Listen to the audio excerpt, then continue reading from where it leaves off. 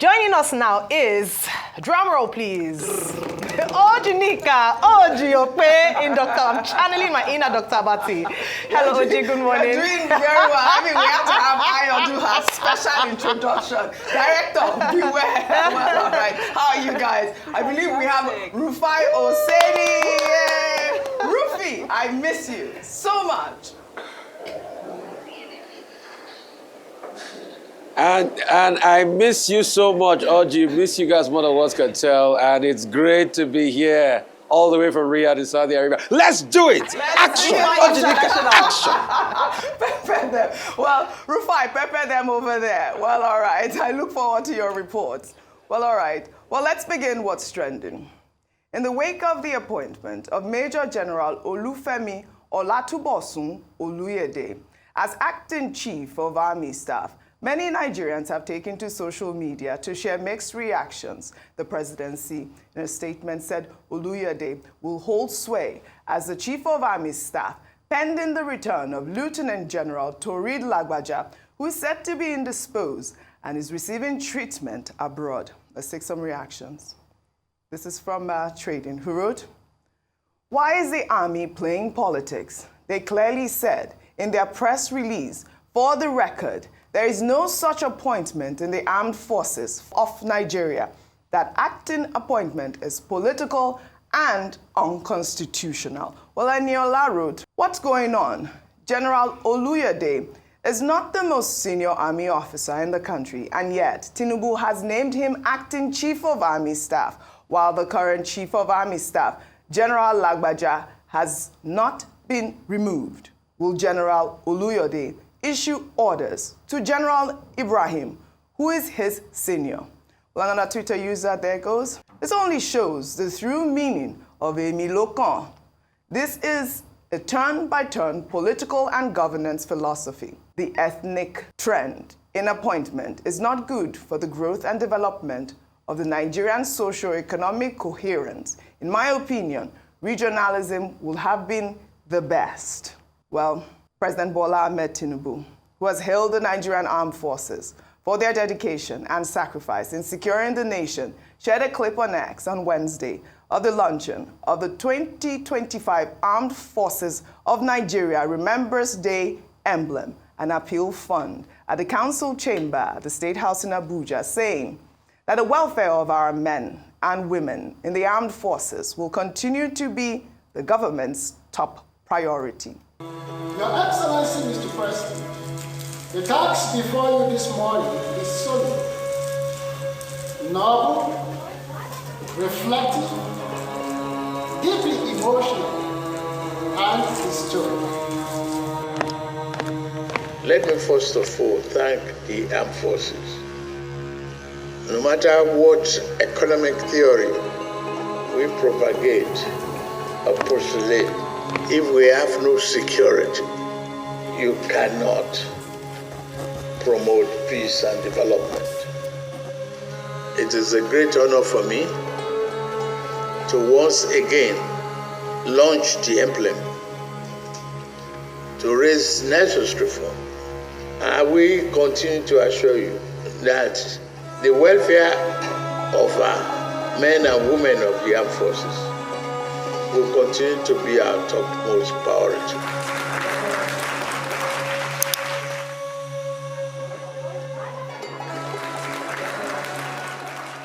Well, all right, Rufai.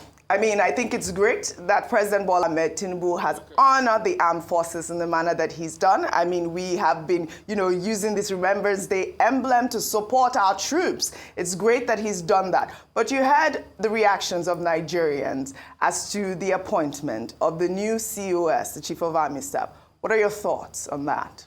Oji, it's apt what President Tinubu, has done as he's launched this. In fact, once I get back to Nigeria myself, I can't wait to buy my puppy and we'll all wear it proudly like we normally do every year in support of the military, because we're really proud of what they have constantly done for this country. And we know that the sovereignty of this country has been because of largely the efforts of the military fighting to keep us one, which we're excited about, and we salute them every time. But going back to the confusion I have as regards what's happening to General Taoreed Lagbaja, You know, the truth has to be said, Oji. I've seen a lot of comments. People are saying things like, there's somebody senior to the new acting, chief of army staff there.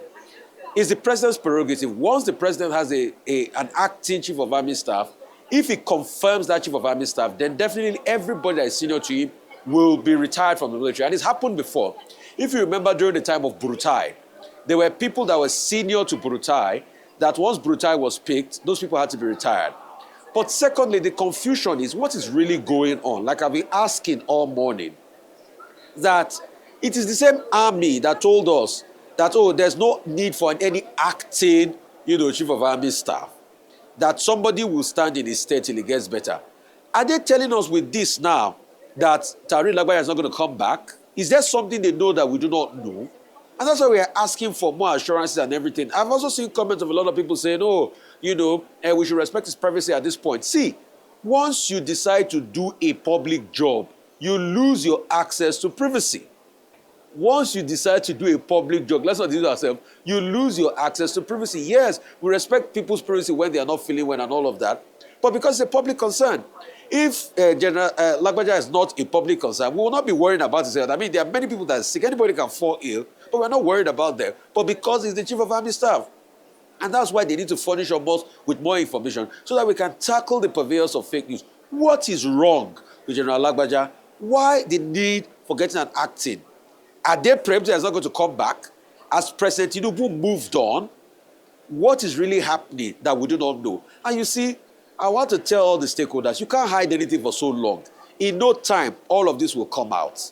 Because all of this look very confusing and very fishy to me. They need to be able to tell us the truth. Because you see, if we now finally discover what is going on ourselves, discover the nature of his illness, what is happening to him ourselves, then it removes the trust we ought to have for the military. Don't forget, this same military at first denied that General Lagbaja was sick in the first place. They said he was away on holidays. After a newspaper had reported it, then they now finally confirmed that he was out on a sick leave.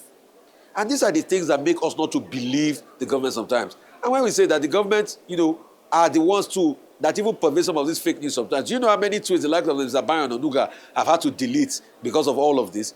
Anyway, that's stray bullet. Sorry for that, Mr. Bayon Onuga. But they need to get us the truth. We need to hear the truth of what is happening. Rufy on fire. You're always on point. I mean, that's the truth. Mr. Bayon Onuga has deleted a lot of tweets. Well, we have to commend the army, Ayo Vimbai, and this is the story. Well, in Kaduna, Dr. Ganiyat Popoola was abducted on December 27th alongside her husband and nephew, has been released by her abductors. Her husband was released in March following discussions with the abductors. Popoola and her nephew remained in captivity. Well, news of her release have been celebrated, especially across the health sector. Back in August, the Nigerian Association of Resident Doctors embarked on a nationwide, warning strike over her abduction. But again, the conversation is, how did this happen? Was it the military? Was it the police? What was the negotiation? Was ransom paid? Well, since ransom is illegal, nobody is ever going to say that ransom was paid. But I mean, this is a bigger conversation about what's going on with security in the country. And, just off of the bat of, the appointment of an acting chief of army staff, I think we're all in agreement that the situation right now calls for it. There's no room for a vacuum at the moment. We all know what's happening with Shiroro Kaduna and the transmission power lines that have left most of the north in darkness. Yesterday, the Minister of Power was addressing the Senate, and he was talking about how those bandits are still even threatening the contractors that they are sending in to do the repairs. You have a story from Niger State, where the Niger State House Assembly actually came and said that they claimed that one of the military camps had been overrun by bandits. Well, the army has since come to debunk it and said none of their camps has been overrun by bandits or terrorists, whatever you want to call them. But the truth of the matter is that 23 communities in that area have actually been displaced. These are farming communities. That's one situation. There's another situation in Kogi State, I believe, where there are reported to be gunmen. I'll get the name of the local government area in Kogi State, where Bassa, local government area, where gunmen are said to be running rampant. There are kidnappings. The security situation is alarming. So we thank God that this doctor has been rescued. then what about those people who are faceless and nameless currently, who are battling with banditry, terrorism, whatever you want to call it? There's a serious, a dire situation on our hands. So it's impossible to say that we're going to pay ransom. You can't possibly pay for ransom for everybody. This situation just needs to be confronted head on, because it seems like our security situation has escalated. Well said, Bimbai. I mean, as much as we honor the army, we charge them to return our Nigerians that have been abducted and held in captivity back home. We'll take another story. On Wednesday, the Senate confirmed the 7 ministerial nominees recently appointed by President Bola Ahmed Tinubu. The nominees were confirmed after a hearing was held on the floor of the Senate. Well, during the hearing, the appointees spoke on how they intend to use their offices for the good of Nigerians. Well, Bianca Ojukwu, who was appointed Minister of State for Foreign Affairs, said she would work to ensure that Nigerian mission buildings abroad are in good condition. As ambassador to the Kingdom of Spain, I spent an entire year in one hotel room, because when I got to Spain, the mission building was in such an appalling condition. Together with very dedicated officers, we conducted the massive renovation works, not just on the mission building itself, giving Nigeria an edifice truly deserving of a nation of its standing. Well, congratulations, Bianca Ojukwu, and all the 7 ministers that have been appointed. The ministerial nominee session held yesterday was 4 hours, and, different things happened there. And I'll tell you the story. Well, Bianca, who was an ex-beauty queen, caused a frenzy as she appeared before the senators for her screening. Well, Senate President Akpabio had to stop Senator representing Enugu West, Osita Ngu, from praising her beauty, but restrict himself to her resume. Let's take a look. Mr. President, the beautiful nominee standing before us. I said restrict yourself it is in the to the resume. Forget this word beautiful. I said restrict yourself. It's in the CV, sir. Restrict yourself. She didn't put in the CV that she's beautiful. Is that what she put? Where? It's in the CV. Where? The CV says beautiful Bianca. Yes. It's in the CV. Mr. President. Beautiful Bianca. But the senators are saying that it was in her CV, which I highly doubt. I mean, come on, I thought that was good, but it was comic relief. But at the same time, there's this sort of chauvinism that goes on in the house. Yes, I know men like to think that whenever you say a woman is beautiful, she should accept it as a compliment and being kind. But sometimes, especially when it's in such a serious atmosphere like this, or a serious proceeding, sometimes a woman wants to be acknowledged for what she brings to the table, as opposed to just what it looks like. He wasn't the only one that said. Senator Victor Ome actually said he advised her to tone down her beauty when she was coming. And I know she hears this a lot. It's tone down her beauty. Yes, because she's too beautiful. So when she's coming, and don't women face this a lot of times, when sometimes you have to prove yourself that you're more than a pretty face.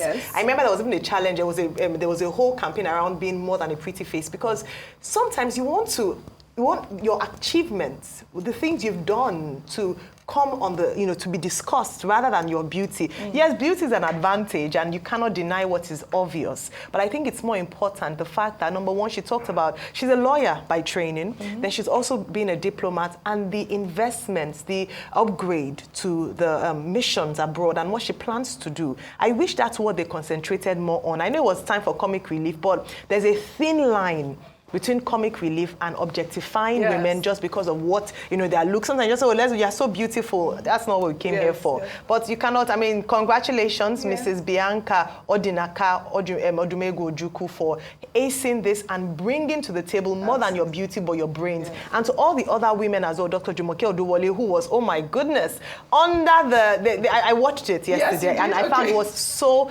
detailed. They kept asking, and I love that they were almost fascinated by her intelligence, by her expertise, by her experience. First degree at University of Lagos in law, master's at Oxford University, PhD at Stanford Law in law. So, come on, look at that. She's a beautiful woman as well, but we concentrate more on what she... I don't think they spoke to any of the men and say, oh, handsome man, what did you...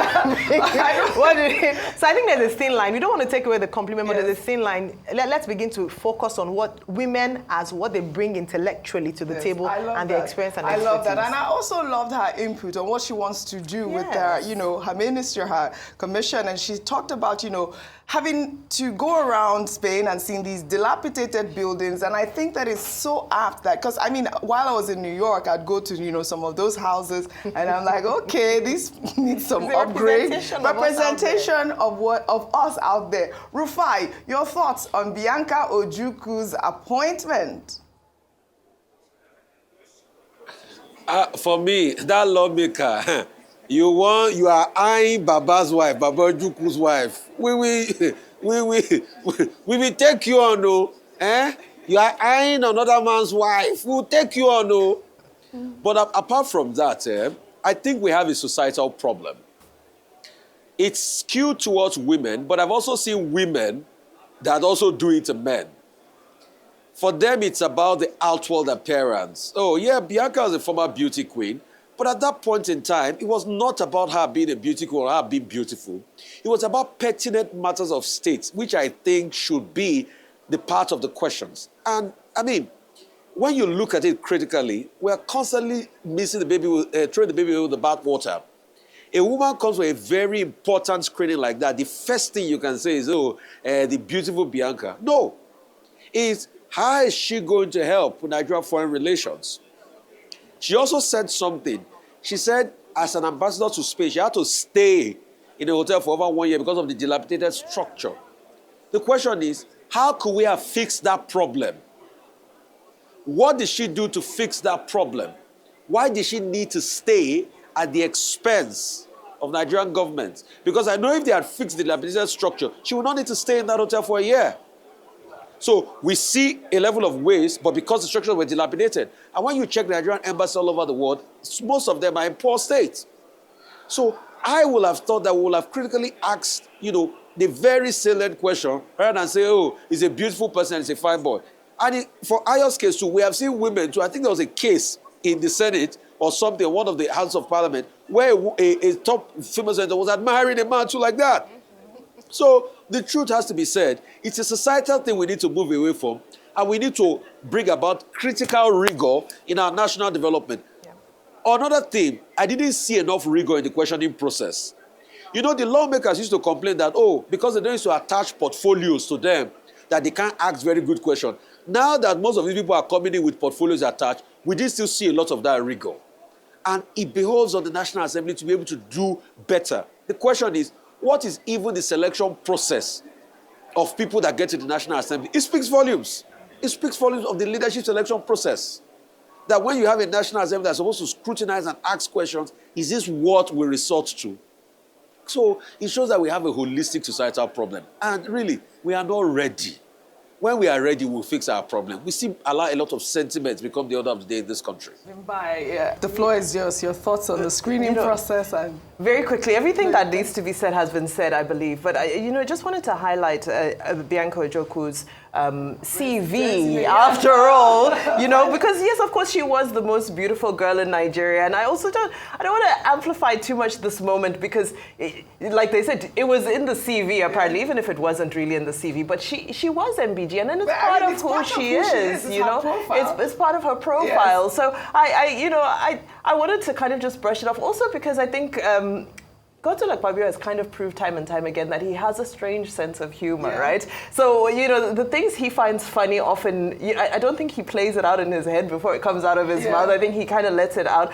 Lately, though, I think he's been showing a lot of restraint, but he is one man who's known to kind of just speak and then later realize that, okay, this is what I just said, and then because he's a little bit older, thinks he can laugh it off. But the way he dealt with it, I like this one. This one, I will commend him from that. Say, listen, restrict yourself. Restrict yourself from just referring to her as just a beauty queen. You know, tell us what her resume is. What has she done? So that we can screen her properly. So for this one, kudos to Akpabio. Uncommon senator. Uncommon senator showed how uncommon he was at the floor of the Senate. Well, following week-long blackout across 7 states in the northern Nigeria, the transmission company of Nigeria announced a partial restoration of electricity supply to 7 states on Wednesday. The vandalization of the Shiroro Kaduna transmission caused major outages in the region. Well, here is a video of some residents in Kaduna State jubilating when electricity was restored. Let's take a look.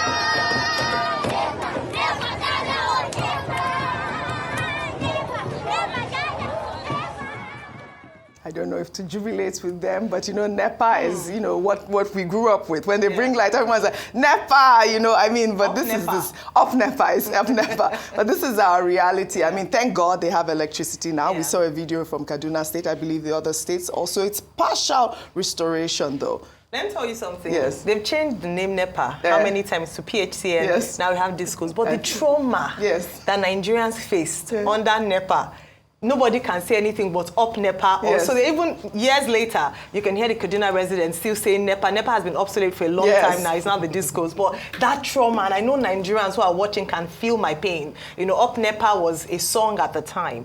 But this is it's a bittersweet story. It's great to hear that finally, and remember that the Minister of Power had said that in a few days' time, they'll be able to restore power to some parts to the north. And so to see that Kaduna now has power before even the deadline given, that's great news. And I'm hoping that there will be a more sustainable and long-term approach to ensuring that we're able to solve the power issue. But also the fact that the things that should be basic in terms of infrastructure is what people are coming on the streets to rejoice about. The fact that you have power, where in other countries, on the African continent, it's almost taken for granted, is what we're throwing a party and making a song and dance about. The fact that people have power. This is how, in a way, people are kept in bondage. When you thank the government for constructing a road, the government does an elaborate ceremony, or a government official does an elaborate ceremony because he has launched a pipe bomb, a tap in a community. That's how low they have made people's expectations so that we begin to celebrate what should be ordinarily normal, what the people should enjoy as part of their democratic benefits or part of government benefit, a social contract. But let me just look at the children, look at them. So I can't, again, just to reiterate, the amount of man hours wasted, the businesses affected, the schools, children who should be in school or who should be reading for their exams who were affected by this blackout. I'm hoping that we would never see a situation like this in Nigeria again. But if we don't learn from the lessons, from these current lessons, we're going to have a repeat of this. Absolutely. And we'll be thanking the government for what should ordinarily be what we should be enjoying as a norm in Nigeria. Absolutely. Rufai, your thoughts on it? I know that you're all the way in Riyadh there, where they have a constant power supply, I believe. Your take on this really quickly. Oji, you see, these are the vestiges of a nation that is not ready. And I keep saying it. I'm not saying because I don't want Nigeria. I want Nigeria to do well. I love this country so much. But, I mean, look at the way they pay attention to public infrastructure in Saudi Arabia. You can't compare it to Nigeria. We're just talking about the roads, Rotus and I, how the roads were very clear, you know, in Riyadh. Truth is, this facility was vandalized. Because of the insecurity, they couldn't fix the problem. They finally fixed the problem. Now we are screaming up NEPA for a problem that's not supposed to be a big deal in the first place. In 2024, when people are talking about AI, all the sessions we had here is about AI. By 2035, Masayosha's son, SoftBank, is saying they are going to have artificial intelligence going to be 10 times brighter than the human mind. We are still talking about NEPA problem. People are dancing on the street, up in NEPA, up in NEPA, and we are happy with ourselves. We are not ready. Our country has become a joke. You know, somebody told me a joke about over 15 years ago, and the person said, if you want to discover who a Nigerian is in a crowd, just put off the lights, then put it on again. You will see the Nigerian will scream, up NEPA. That's the level of trauma they've put us through all the years. And the joke still rings true today. So the joke is on us. It's 21st century, and this is a country that has oil money, that has natural resources and assets. To fix electricity was so much a big problem. After 7 days now, we are screaming up in NEPA, NEPA, in NEPA. It's a shame on us. But I believe this country will rise until we do things right in this country. Absolutely. Well said, Rufai. All right. We'll take another story now under entertainment. 23-year-old model Chidimma Adetshina has been stripped of her identity documents by the South African government. The decision came after Adetshina withdrew from the Miss South Africa pageant in August due to a backlash over her nationality. Adetshina was born in South Africa to a Nigerian father and faced severe xenophobic attacks and allegations of not being South African. Well, the government cancelled Adetshina and her mother's identification documents after they missed the deadline on Monday to justify an extended stay. I mean, our favorite Niger wife, I know you have been following this story. I'd love to give the floor to you and your thoughts on, this issue. Yeah, so I believe it came up earlier, so I'll just kind of like rehash some of the points, right? Which is that ultimately the foundation of this case is that her mother, who is originally from Mozambique, came into the country illegally, however many years ago. And then after having done so, was in cahoots with somebody who worked inside the Department of Home Affairs and was able to procure a false identity. So what they normally do in the South African system is that if you work with people inside Home Affairs, you're able to buy somebody else's ID, basically. So somebody has been living without an ID because hers was fraudulently sold to Chidimma's mom. Now, when Chidimma was born, the law that allows you to become South African by birth was still in act. It was later repealed. However, this is the case they had to come and bring forward. This is the case they had to come and justify. They had to just come and explain, at least give some sort of appeal as to why they feel they should retain their South African IDs and hopefully be granted. So do you think that she was stripped because she didn't come forward to justify the reason? This is a legal case. Yes, they didn't come. You can't be in the middle of a court proceeding and then just up and leave the country. You have to come and go through the due process. But I guess, she's busy now.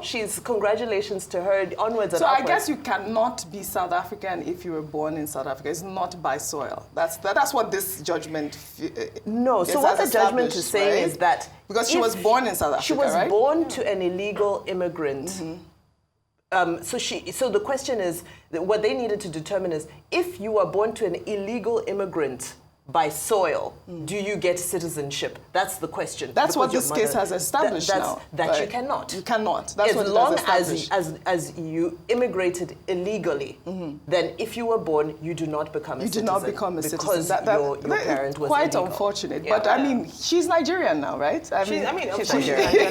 She was not born in Nigeria, but her father is Nigerian. She's and representing Nigeria. Our laws have accepted her as Nigerian, whether or not she was born here or not. Our father is Nigerian, so she's Nigerian. Well, Miss Chidimma, who's representing Miss Universe Nigeria, is now in Mexico to represent Nigeria. Let's take a look.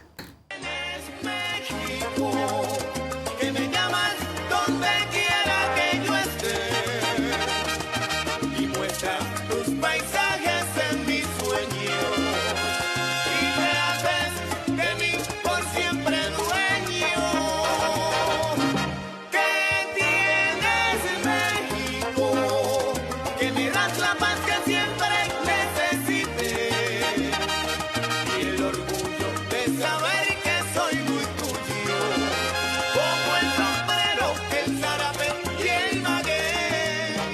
Chidimma, you are our queen. We hope you bring the crown home. I know you had a comment on this actual debate, whether or not it was proper to have stripped her of her identity. I hear you, Vimbai, that, because she was born, because her parents or her mom came into South Africa illegally, so there's that issue. But that's the first time I'm hearing of a country, in the UK, the US, irrespective of how your parents came into the country, if you're born there, you're born there. A child, so it then brings up that debate around, should a child pay for the sins of their parents, which they have? No, I know that's a conversation that's come up even with this case, that she was an infant, she knew nothing about it. Her mom should pay for what she did, but they should not visit the sins of her mother on the child, who, as long, and you know, we talk about identity crisis, that's why I have an issue with. She was born South African, she grew up South African, she knows what it is to be South African. To take that away from her at early 20s, for me, is cruel. And so there's a human rights angle to this, and that's where the UK comes in terms of your human rights, right to life, right to family, especially if you're able to, you can prove that you're such a part of the community that you can't live anywhere else because this is where you belong and this is how you identify. Then there's also, no, but that was after they asked them to leave. And just a final point on, when this whole issue came up. But the other part of it is that there's also a political and diplomatic slant to this. This underlying issue around the conflict or the xenophobia between Nigeria and South Africa, and that we need to deal with. That's a foundational problem. And I believe that if she were from somewhere else, it might have been handled differently. I wonder if there's option for appeal. But you know what? I will continue on this story. Like I said, she's our queen, and we hope that she brings the crown home. Well, before we end What's Trending today, let us highlight the Bedetsa Home and School for the Blind, a non-governmental school that has been training young Nigerians who are visually impaired for free in our Good News Report.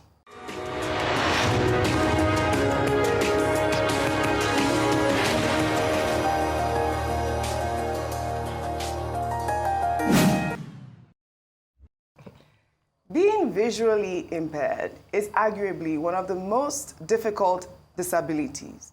Individuals with vision impairment experience restrictions in their independence, mobility, and educational achievement. Well, the Bedetsa Home for the Blind in Lagos, Nigeria, a voluntary non-profit organization set up to give care to physically challenged persons who are visually impaired, has made it their mission to fill societal gaps by supporting Nigerians living with blindness by providing full accommodation, clothing, training, and also sponsoring the education of their students up to the university level, thereby empowering them to unlock their full potential. Their students have been involved in different activities, including musical performances. Well, in June, some of their students secured third place in the Music for Health Mega Designation competition held at the Nigerian Institute of Medical Research. Now, a new video has captured hearts across the internet after some students joined the viral Dodo Dance Challenge,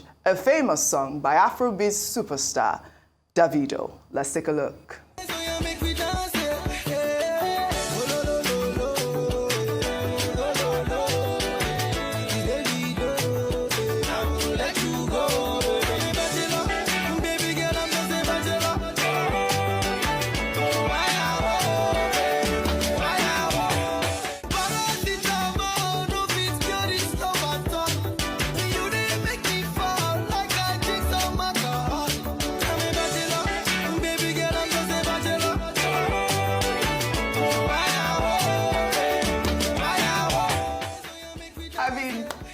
Congratulations, Rufai. I wish I could come to you, but we have no time. I mean, congratulations to those amazing.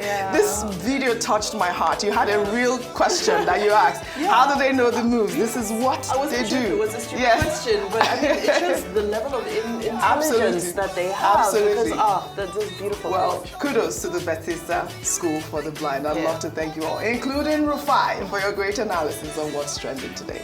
Well, that's all I have for you guys on What's Trending Today. I'll see you all tomorrow.